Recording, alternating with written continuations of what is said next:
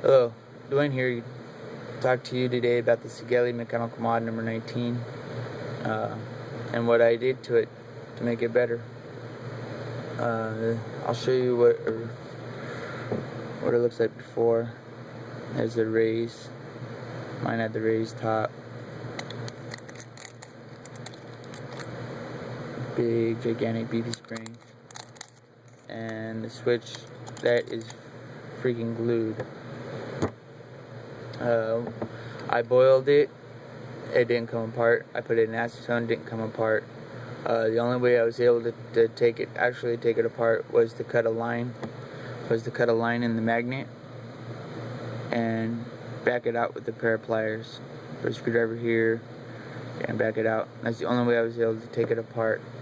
The stuff that I did to this was I took the top cap and I filed it down. I replaced the spring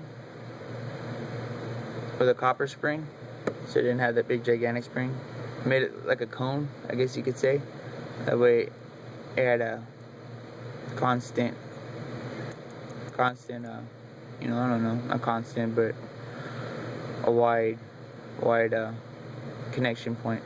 Because the negative goes towards the top and the positives at the button. The big issue with this was the glued switch and the misfiring. How to fix the misfiring issue was to take your spring and I don't know if you can see that, but see how I just kind of pulled out a little bit. That way it's always making constant contact with the side. You always want it to make constant contact. That way when it goes to connect, when you go to push on your button and it connects, it won't misfire. It won't misfire at all. The tools that I used to smooth this out was a heavy file, and then I used a finer file, and then I used nail files to bring it down and polish it. One of these guys, see these at Walmart all the time. It has a smooth, a buff, and a shine side. Those are really cool to have. Takes out any abrasions, nicks, scuffs out of your mod. And again, remember I was telling you I cut a line. I ended up taking my files and smoothing that out. Made that really nice and neat. And another thing I found out, I heated up the because I didn't want the magnet inside there, so I heated it up and then I put it in water, hoping that magnet would pop out, because in one of the forums it said the magnet would pop out. Well, that didn't happen. But what it did do, by heating it up and putting it in the water, it demagnetized it. So now I don't have to worry about like dirt and dust and stuff sticking to this. And then I ended up just filing it down and make it real smooth, and it's kind of pretty. Let me put this thing back together, show you how it vapes. Like I said, this mod is not for everybody, and I hope this review gets to somebody before. I would never have got this mod if I would have known I had to put all this time into it and taking the switch apart, and God, it was a real headache for me, but I'm one of those type of guys that likes to fix and tinker around and stuff, when I have the time. I do, but this particular one, it's kind of gratifying, because at the end when I was done fixing it, it ended up being a really cool mod, a real comfortable mod. Let me put a atomizer on it. Put it together.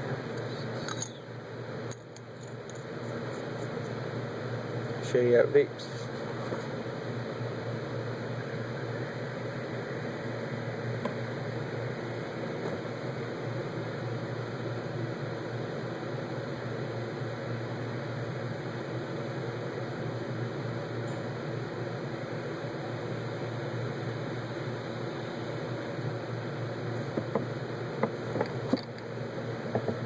that's how it vapes. This is how it looks. That's what it looks like.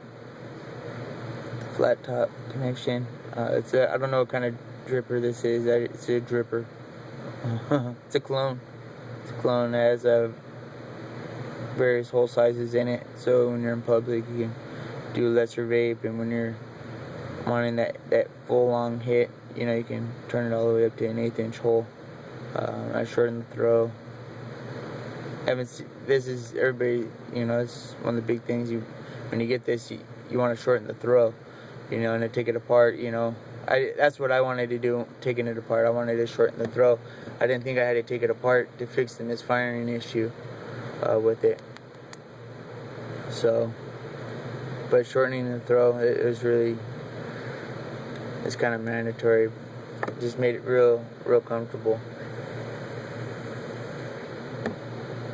Real comfortable mod. I'll show you what it looks like with an RSST tank.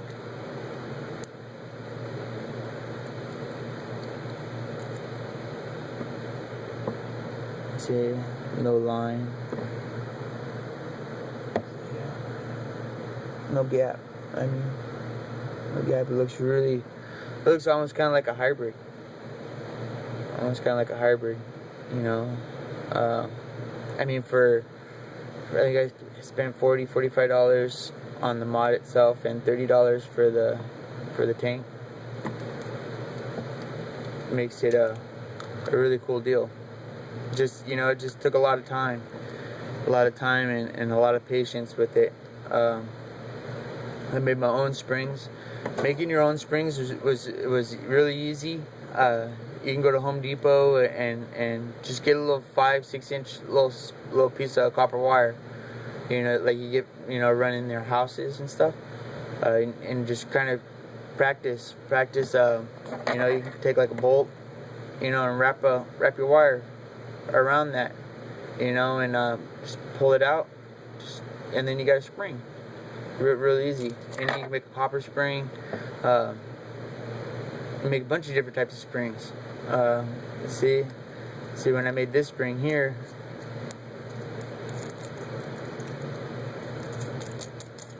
I made this spring here like a cone. You know, I don't know if it made my mod hit a lot better doing that, but versus having it tip and then coming down and then like a triangle, it's kind of like a cone, feeding the power to the atomizer. But that's what I did to my number 19. Thank you. Keep vaping.